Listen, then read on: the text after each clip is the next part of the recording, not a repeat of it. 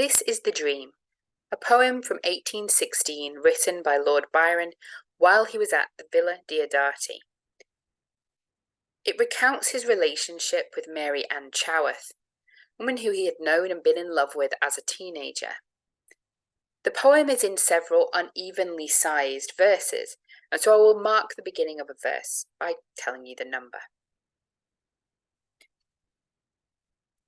Verse 1. Our life is twofold. Sleep hath its own world, a boundary between the things misnamed death and existence. Sleep hath its own world, and a wide realm of wild reality. And dreams in their development have breath, and tears, and tortures, and the touch of joy. They leave a weight upon our waking thoughts. They take a weight from off our waking toils. They do divide our being. They become a portion of ourselves as of our time, and look like heralds of eternity. They pass like spirits of the past. They speak like sibyls of the future. They have power, the tyranny of pleasure and of pain. They make us what we were not, what they will, and shake us with the vision that's gone by, the dread of vanished shadows. Are they so? Is not the past all shadow? What are they? Creations of the mind? The mind can make substance and people planets of its own with beings brighter than have been, and give a breath to forms which can outlive all flesh. I would recall a vision which I dreamed, perchance in sleep. For in itself a thought, a slumbering thought, is capable of years, and curdles a long life into 1 hour. Verse 2. I saw two beings in the hues of youth, standing upon a hill, a gentle hill, green and of mild declivity, the last as 'twere the cape of a long ridge of such, save that there was no sea to lave its base, but a most living landscape, and the wave of woods and cornfields, and the abodes of men scattered at intervals, and wreathing smoke arising from such rustic roofs. The hill was crowned with a peculiar diadem of trees in circular array, so fixed not by the sport of nature, but of man.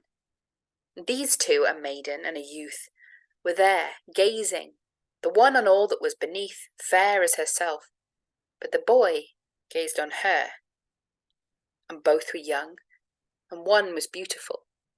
And both were young, yet not alike in youth. As the sweet moon on the horizon's verge, the maid was on the eve of womanhood. The boy had fewer summers, but his heart had far outgrown his years, and to his eye there was but one beloved face on earth, and that was shining on him. He had looked upon it till it could not pass away. He had no breath, no being, but in hers. She was his voice. He did not speak to her, but trembled on her words. She was his sight, for his eye followed hers and saw with hers, which coloured all his objects. He had ceased to live within himself. She was his life, the ocean to the river of his thoughts, which terminated all. Upon a tone, a touch of hers, his blood would ebb and flow, and his cheek change tempestuously, his heart unknowing of its cause of agony. But she in these fond feelings had no share. Her sighs were not for him. To her he was even as a brother, but no more. 'Twas much, for brotherless she was, save in the name her infant friendship had bestowed on him, herself the solitary scion left of a time-honoured race. It was a name which pleased him, and yet pleased him not. And why? Time taught him a deep answer, when she loved another.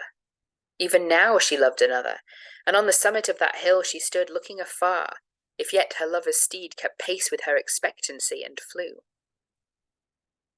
Verse 3. A change came o'er the spirit of my dream. There was an ancient mansion, and before its walls there was a steed caparisoned. Within an antique oratory stood the boy of whom I spake. He was alone, and pale, and pacing to and fro. Anon he sate him down, and seized a pen, and traced words which I could not guess of. Then he leaned his bowed head on his hands, and shook, as 'twere with a convulsion, then arose again, and with his teeth and quivering hands did tear what he had written. But he shed no tears, and he did calm himself and fix his brow into a kind of quiet. As he paused, the lady of his love re-entered there. She was serene and smiling then, and yet she knew she was by him beloved. She knew, for quickly comes such knowledge, that his heart was darkened with her shadow, and she saw that he was wretched. But she saw not all. He rose, and with a cold and gentle grasp he took her hand. A moment o'er his face a tablet of unutterable thoughts was traced, and then it faded as it came. He dropped the hand he held, and with slow steps retired, but not as bidding her adieu, for they did part with mutual smiles. He passed from out the massy gate of that old hall, and mounting on his steed he went his way, and ne'er repassed that hoary threshold more. Verse 4. A change came o'er the spirit of my dream. The boy was sprung to manhood. In the wilds of fiery climes he made himself a home, and his soul drank their sunbeams. He was girt with strange and dusky aspects. He was not himself like what he had been. On the sea and on the shore he was a wanderer. There was a mass of many images, crowded like waves upon me, but he was a part of all. And in the last he lay reposing from the noontide sultriness, couched among fallen columns, in the shade of ruined walls that had survived the names of those who reared them. By his sleeping side stood camels grazing, and some goodly steeds were fastened near a fountain. And a man, clad in a flowing garb, did watch the while many of his tribe slumbered round. And they were canopied by the blue sky, so cloudless, clear, and purely beautiful, that God alone was to be seen in heaven. Verse 5. A change came o'er the spirit of my dream. The lady of his love was wed with one who did not love her better. In her home 1,000 leagues from his, her native home, she dwelt, begirt with growing infancy, daughters and sons of beauty. But behold, upon her face there was the tint of grief, the settled shadow of an inward strife, and an unquiet drooping of the eye, as if its lid were charged with unshed tears. What could her grief be? She had all she loved, and he who had so loved her was not there to trouble with bad hopes or evil wish, or ill-repressed affliction her pure thoughts. What could her grief be? She had loved him not, nor given him cause to deem himself beloved, nor could he be a part of that which preyed upon her mind, a spectre of the past. Verse 6. A change came o'er the spirit of my dream. The wanderer was returned. I saw him stand before an altar with a gentle bride. Her face was fair, but was not that which made the starlight of his boyhood. As he stood even at the altar, o'er his brow there came the self-same aspect, and the quivering shock that in the antique oratory shook his bosom in its solitude. And then, as in that hour, a moment o'er his face the tablet of unutterable thoughts was traced, and then it faded as it came, and he stood calm and quiet, and he spoke the fitting vows, but heard not his own words, and all things reeled around him. He could see not that which was, nor that which should have been, but the old mansion, and the accustomed hall, and the remembered chambers, and the place, the day, the hour, the sunshine and the shade, all things pertaining to that place and hour, and her who was his destiny, came back and thrust themselves between him and the light. What business had they there at such a time? Verse 7. A change came o'er the spirit of my dream. The lady of his love, oh, she was changed, as by the sickness of the soul. Her mind had wandered from its dwelling, and her eyes, they had not their own lustre, but the look which is not of the earth. She was become the queen of a fantastic realm. Her thoughts were combinations of disjointed things, and forms, impalpable and unperceived of others' sight, familiar were to hers.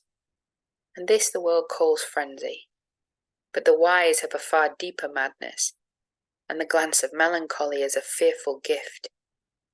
What is it but the telescope of truth, which strips the distance of its fantasies and brings life near in utter nakedness?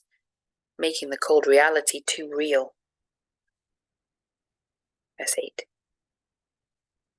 A change came o'er the spirit of my dream. The wanderer was alone as heretofore. The beings which surrounded him were gone, or were at war with him. He was a mark for blight and desolation, compassed round with hatred and contention, and pain was mixed in all which was served up to him until, like to the Pontic monarch of old days, he fed on poisons and they had no power, but were a kind of nutriment. He lived through that which had been death to many men, and made him friends of mountains. With the stars and the quick spirits of the universe he held his dialogues, and they did teach to him the magic of their mysteries.